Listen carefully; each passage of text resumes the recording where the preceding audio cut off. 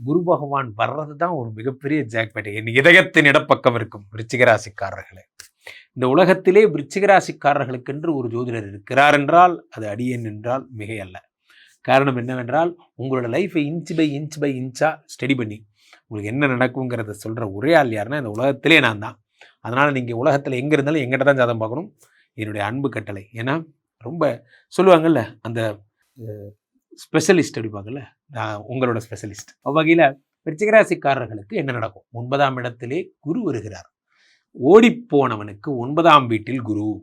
இது மாற்ற முடியாத ஒரு சட்டம் இருந்தா. எப்படி 10லே குரு வந்தால் வேலை போயிடும்னு சொன்னோமோ, ஓடிப்போனவனுக்கு 9ஆம் இடத்துல குரு வரும்பொழுது வாழ்க்கை மாறிவிடும், தலைகீழாக மாறிடும்.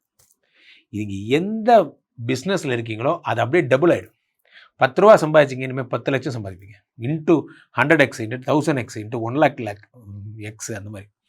அப்போ என்ன ஆகும் அப்படின்னா, இந்த குரு பகவான் என்ன பண்ணுறார், உங்களுடைய லைஃபையே மாற்ற போகிறார். இதில் என்ன ஒரு ஆச்சரியம்னா, 9ஆம் இடத்துல வரும்பொழுது திடீர் அதிர்ஷ்டத்தினால வேலை கிடைக்கும். ஏன்னா நம்ம சுந்தரேசனுக்கு கூகுள் கம்பெனியில் வேலை கிடைச்சிருச்சாமே அப்படிங்கிற மாதிரி, ஹாய் பிச்சோ டேக் திஸ் ரெசிக்னேஷன் அப்படிங்கிற மாதிரிலாம் அவங்க கம்பெனி தூக்கி போட்டு வருவீங்க.